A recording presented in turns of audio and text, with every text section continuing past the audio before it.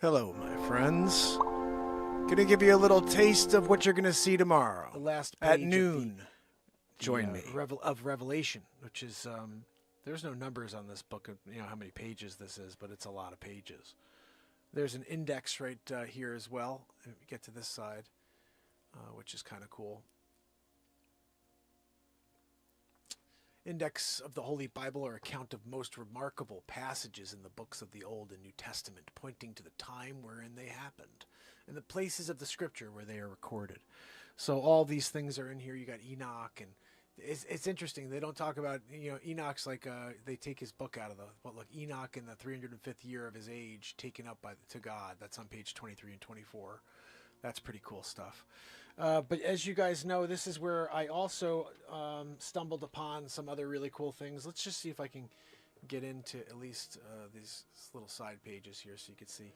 So we have the index to the Holy Bible. These are all different reference pages all the way through. And there are other crazy things in here, as you guys know. Like as you get closer to the last page, you've got... let me get in here. This is the last page right here. This is the table of kindred and affinity. And this just talks about how you shouldn't marry people like your grandmother and all these random people, your wife's daughter, and all these weird things, But over here, as you guys may or may not recall, this is where my Bible kind of received worldwide acclaim on YouTube and other channels, because I created a piece of content about how I thought there were 13 months. As you can see in the corner here, it's called Realtor up there in the corner, and you have Nisan or Abib, which is March and April. And I also was tying to this whole thing, was to me very interesting. These seem to speak to each month being 2 months. It's kind of like the in-between. You start on, like, say, March 15th, and then it goes to April 15th, and then April 15th to May 15th, and then all the way through the year where you see this 13th month, Viator. Now, what I've figured out with Viator is it just means intercalary. My Bible was owned by Stephen Howell. Stephen Howell was born in 1744, along with Eunice, 1744. They had 4 children. No, they were married. They had 3 children. They were married in 1773. That means that he was like 29, right? They got married in January, had a baby in October. So they got right to work. And then they had 2 more kids. Now, we did the research at one point, found out that the Stephen Howell that's right here on my Bible, right next to the New Testament from 1776, is actually from England. He moved to Sag Harbor in New York, which is about an hour from where I live, okay? It's more like an hour and a half by car because you got to drive around. It's actually 15 minutes from my house. If I could go across the water, I'd be in Sag Harbor. George Washington comes riding into town, and he says, I need soldiers. We're going to war with the British. We're going to try to fight for our freedom. And who's in? And Stephen Howell took up arms and said, I'm with you. I'm with you. I'll fight by your side. And so Stephen Howell, I think he wound up living well beyond the war, but he fought in the war, in the Revolutionary War.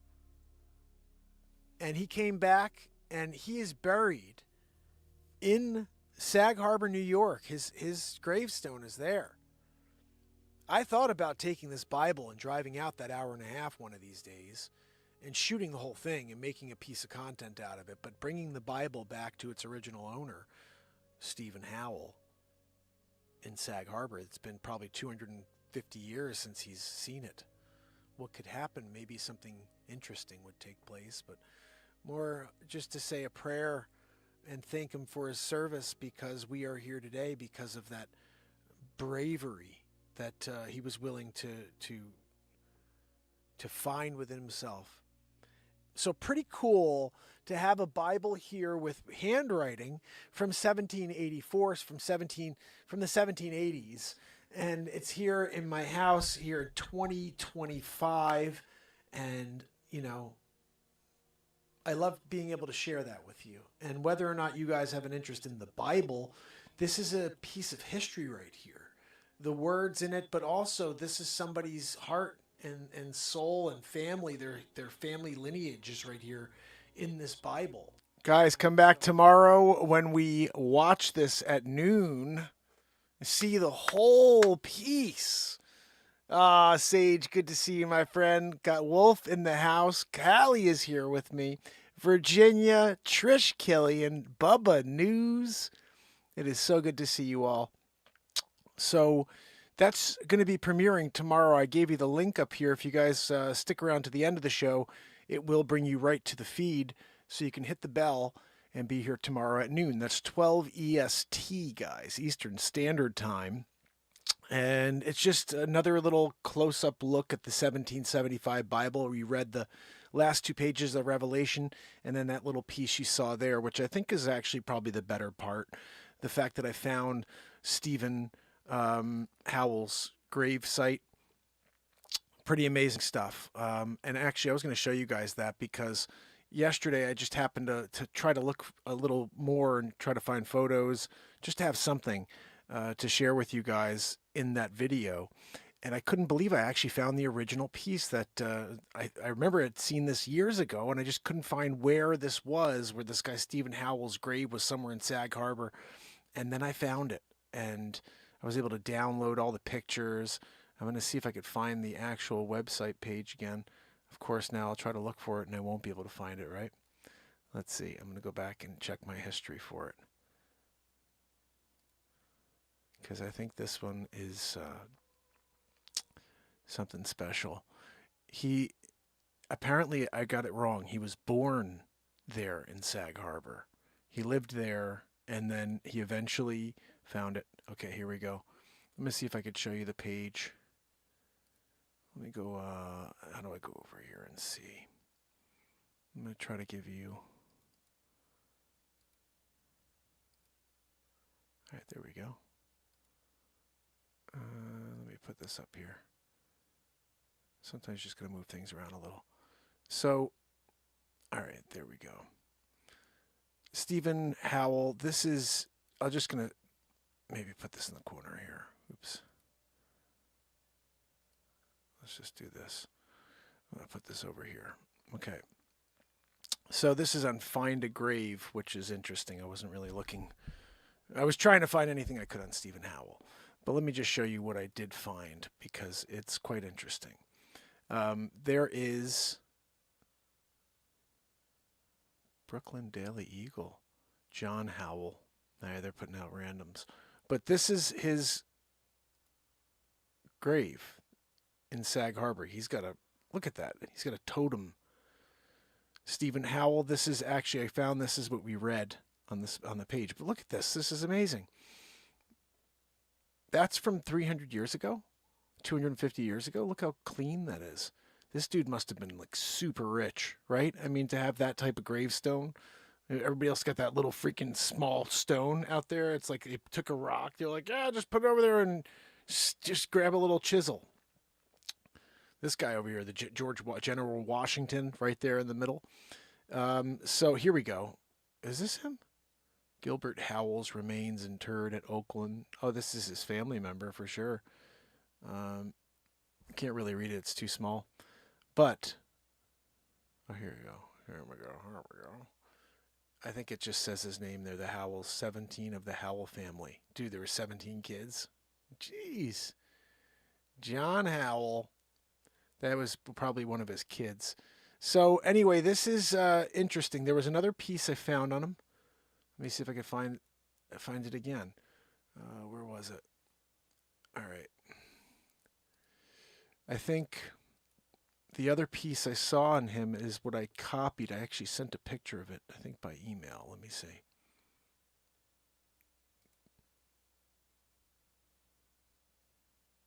I guess that's the only one I sent.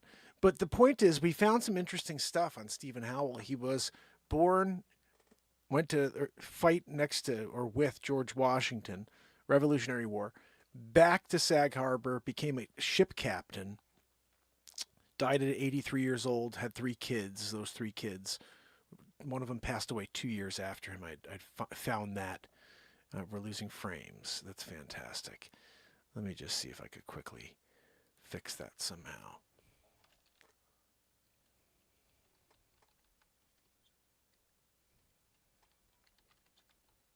And you know what it is? It's really windy tonight.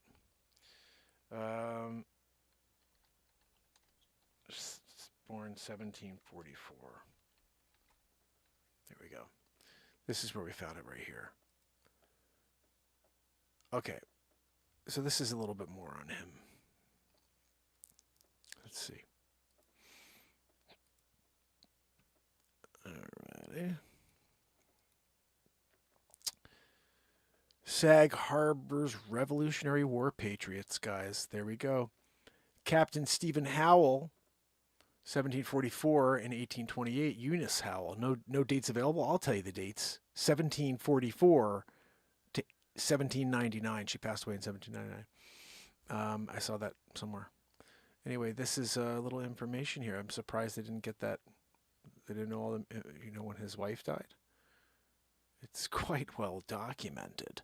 Okay, he part of General Scott's Provisional Brigade, which ordered by the Continental Congress on June 9th, 1776.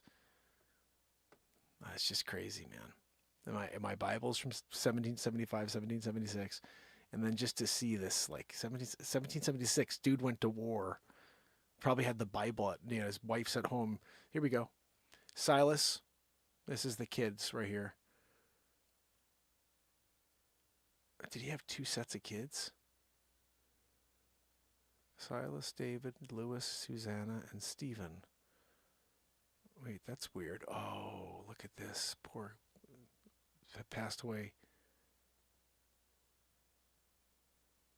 1-year-old. That was a big deal back then, David, about 1774. About 1784. So there's 5 kids, but in the Bible there only shows 3 kids. That is really weird. Now I'm really freaked out. Hold on a second. You see this Stephen Howell, born October 20th, 1785, passed away October 1785. Or I'm sorry, born September 4th. Died October 20th of 1785. I just have to see, is he on that list? Okay, we're going to go back over here for a second. Stephen Howell, remember this, born September 6th, 1784. We're going to check something real quick because now I'm freaked out a little bit.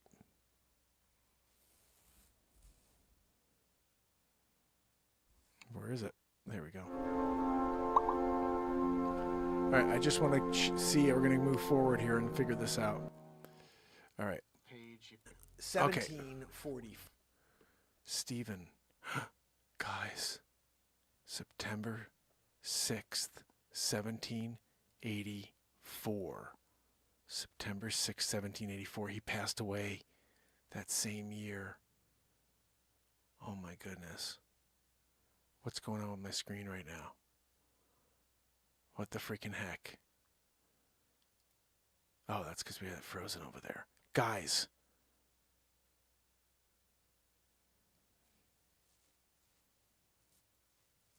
Babies, like, named the same year. It's interesting because I do remember, I think there's somewhere in the Bible where it says that it was purchased in 1783.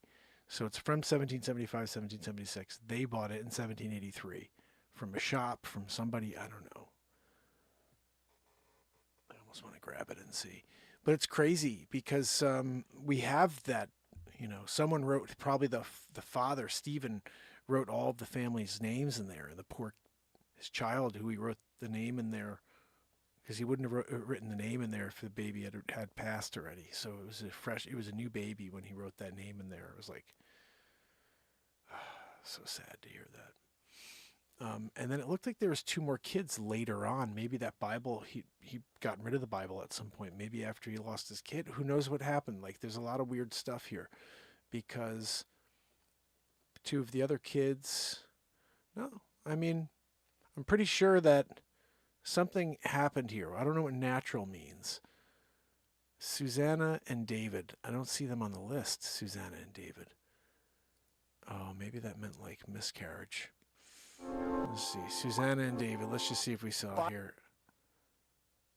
Susanna. No. Silas, Lewis, and My Stephen. Bible. Silas, Lewis, and Stephen were the only three that survived. Silas, Lewis, and Stephen. See it? All right. So basically, guys, sad to see that. But I mean, all of them passed away a long time ago anyway. Ron, yes, I'll see you at noon tomorrow, buddy. Good to see you here. So, guys, it is not going to be a very long show. I get some rest. I got some real estate work to do. And I'm also finishing up a couple more pieces of content that I have to try to get dropped. I want to get these things out before I'm filming more, and I want to make sure I don't have all this stuff back up and then I don't get it out. Like I did a few things from the car one with Maggie, and I was like, oh, I'll forget about it. But I was like, no, I remember there being some good stuff, some good motivation in there in the car, and I'm like, I got to get that out. Like just put it all out. I'm gonna figure out how to start a new channel that's just for the motivational stuff and just post that stuff over there and see if that gets any traction. So we'll see. I'm working on that. BDP, thank you for that suggestion. Anyway, so guys, Callie, good to see you. Callie, you still in Fairfield kicking it with us? We had some serious rain last night and wind. Tonight it's wind. It's crazy. Like, I don't know, lately, I don't know, there's a lot of weird stuff going on with the weather. Anyway, so how's everybody doing out there? Hope you're doing well. Please do me a favor and hit that link for tomorrow. Make sure you subscribe and turn on all notifications if you have not done so yet. And it's going to be a really cool episode tomorrow. And it's got some, I think the reading of the Bible is really awesome stuff. And I added a little background music just so you guys can get the flav. Like, I'll just play you a second here. You hear it there, but which bear 12 manners of fruits, and yielded her fruit every month. So you get to see the 1775 Bible. It's not like you're just hearing me read and I'm looking at it and you're seeing it and you're looking and reading along with me. So that's pretty cool. We've been doing that lately, and I'm going to keep doing that.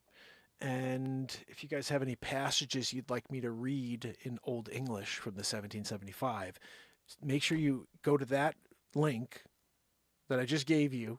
I'm going to give it again the seventh time. Right there. That link.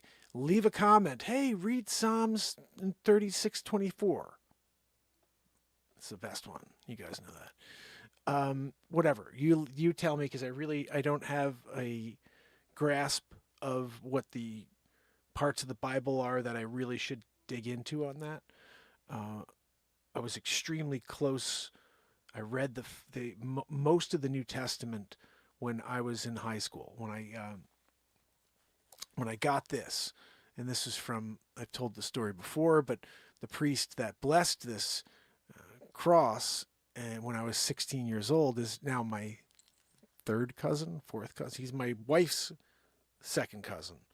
And he baptized all three of my children, married me to my wife, and he was like the greatest priest I've ever met in my life. When I was a kid, he was a mentor until I lost track of him for 13 years, but I used to talk about this guy. He's the only holy man I ever met in my life, was this guy, Father Kevin.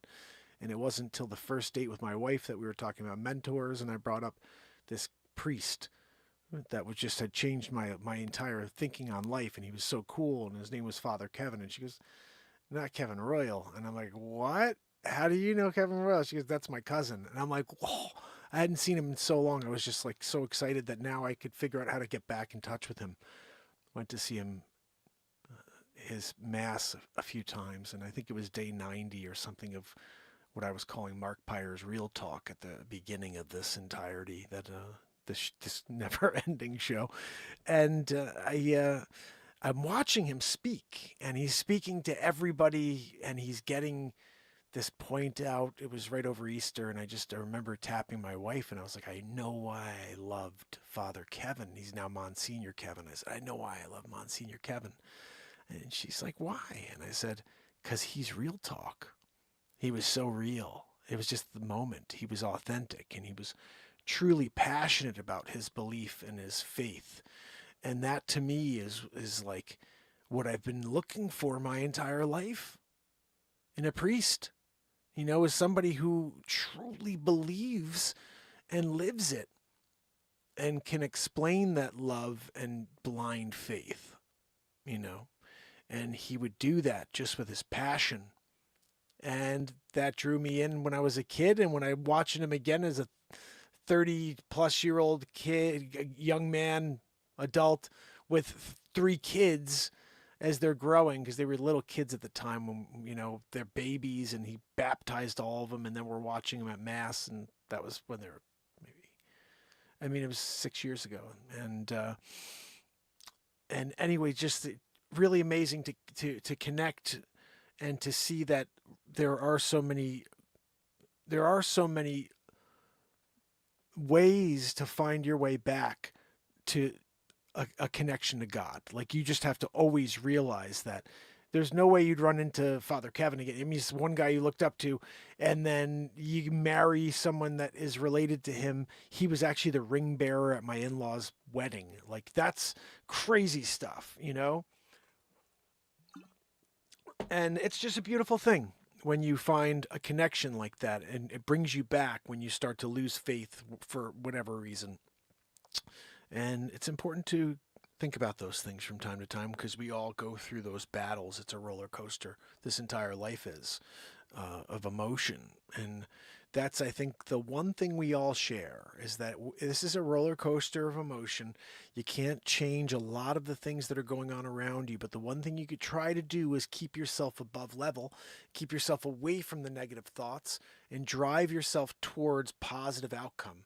And the way you do that really is continue to put yourself in places. You don't want to sit back and get into your mind. So you get out there and do things.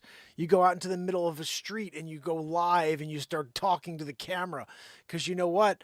That is at least breaking yourself away from all of those other exterior thoughts that can get into you. Like, you could really break out.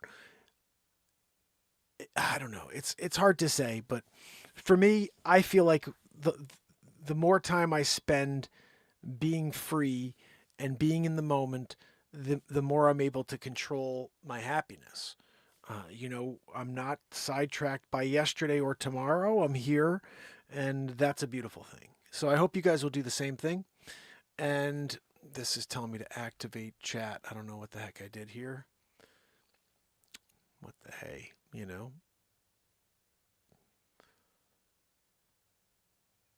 Did that work? I guess so. So, belief and faith, Ron says, my brother. You got to have faith. George Michael said it best. George Michael. Anyhow, I hope you guys will stop in tomorrow to watch the piece. I think it's cool. And we could definitely use some more spirituality and some more, positive religion, not so much deconstruction. We got enough of that. Like, let's just break away from that and just try to find the positive messages in this ancient text, and we could read it and we can decipher it in our own ways, because I don't believe that, I don't believe there's a lot of cryptic stuff, but I don't think it's meant to be cryptic. I think it's meant for you to understand in your own way and say, okay, I can apply that to today in this way, in this manner. And so all of a sudden I'm following this set of rules here and applying them to today and incorporating them into my daily encounters. Because that's really what life is. It's like you're in your mind, you're in your head, and then you're encountering people and different scenarios. And those are the two things that we have to deal with in life. Oh, goodness. Look at this. Callie says, I have an old Bible too. That was a version set from the 1611 King James. I think that's the first version that ever came out of this Bible I have. Revised D 1881. So, so yours is from 1881, but it's a copy of the 1611. That's really awesome too. It's kind of crazy, and I'm so upset I didn't get this. I was I made this first 2 or 3 pieces of the 1775, and it started to get a lot of attention. And I was on Marketplace one day, and I saw someone locally selling a 1769, which was the first version of my set. Mine's the 1775, was like a couple versions from this new version, which started in 1769. So I had an opportunity to buy a 1769, and the lady was like, yeah, I said it was $100. I was like, yeah, I'll come up and get it on like Monday, and I just was like lax about it for some reason. I should have just jumped in the car and be like, I'll meet you in an hour. And somebody else snagged it, and I was like still kind of upset that I would have had a 1769 and a 1775 Bible. It would have been so cool to have both those Bibles here, but alas, sometimes you miss out on good opportunities when you should do it and you don't. I remember that about Bitcoin at some point. It was like, I don't know, 16 grand. I was like, I should probably buy some of that. You know what I mean? Like, I wish I had some cash to freaking buy some of that, but that'd be a good time to buy it, I think. And then all of a sudden it's like 90, it's 102,000. I'm like, mother, are you kidding me? Why don't I ever get in on the thing that everybody else gets in on, Like, I know it's probably that thing. There's a couple of cryptos that I just don't know anything at. I don't even understand how to go in and do this. Like I saw you go to a website and you could put money. I'm like, okay, I get it. But I don't understand like how to make sure you can keep it. It's like these weird codes you have to keep places. And I'm like, I'll lose that. Like when I'm not, supposed to have it on your phone or anything. So it's like, what am I supposed to do? Like hide it in a guitar somewhere? Like maybe I should, do something like that because I really don't know. I will lose it if it's just a piece of paper laying around. It has to be someplace where I won't forget ever. It's like, oh, it's in the inside of the lens on the camera. That's right. Whenever I need it, right there, it's in the lens on the camera. I could see it right there, and I'm in there and I'm able to check my accounts. Anyway, so it's, I'm trying to get on the right side of one of those. You know what I mean? No, New Haven right now by Fort Hill Hale. It's funny, Callie, I was just talking about how I wanted to do a Discover Connecticut up at West Rocks and East Rocks, but West Rocks specifically, and at Sleeping Giant in Hamden. Sleeping Giant is literally, if you look at this from like a bird's eye, if you're looking from a drone, it looks like a giant laying down. It's the whole thing. Head, torso, legs. It's like, what? And that's right in Hamden, right in Connecticut, not far away at all. So totally crazy stuff. And it would be pretty awesome because at the top, there's a castle at the top of Sleeping Giant. And I think it was a fort, but it's like a castle. And then at the top of West Rocks, there was like the Three Judges Cave. And there's like this whole story because there was a war where New Haven and the Amistad, all that whole stuff, all those things took place right there in New Haven. And that perch on the top of West Rocks was a place where they built a fort in order to, I guess, keep the British out or something. I don't really know. I got to look into that story. That would be a good one to cover for Discover Connecticut, wouldn't it? Wouldn't it, Callie? So, guys, I do appreciate you keeping it short and sweet tonight, Keeping it short and sweet. Tomorrow at noon. If you stick here till the end and you chat, it will bring you to the feed for tomorrow. Just hit the little bell, and it will remind you tomorrow at like 11:30. Oh, Mark's Revelation last 2 pages and the story that you saw already. Yeah, I get it. But come back and watch it again. The story about John Howell and John C. Howell and his time with Will Ferrell in Step Brothers. No, but seriously, my 1775, 1776 Bible, it's pretty cool that I found the photos and the gravestone and all that stuff and the little story about him and his battle with George Washington fighting against the British. Awesome, awesome stuff. I hope to see you, Sig Sauer, my brother. Good to see you, Sig, tomorrow at noon. Hope you guys come back. Sig, hope you come back. I can't see it. It won't show me any of my feed tonight. I'm going to scroll through, so make sure you say goodnight now or forever hold your peace. Wolf, my man Ron, Tyler, kicking it with me. Sig Sauer, Callie in the house, Bubba News. Let's see. S. Coop, good to see you, S. Coop. Thank you so much for being here. As always, I got on earlier today, guys. I'm going to get some sleep.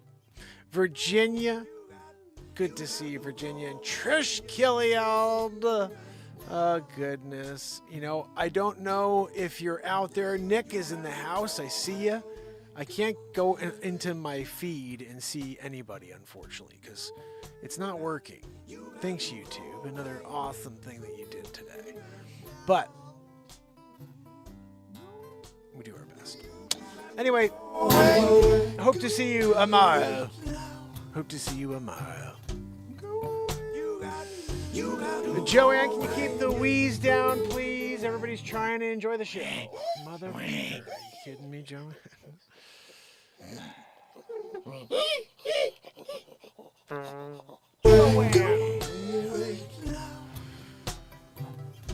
That one's gonna leave a mark. Oh, Joanne, what'd you eat? Gosh.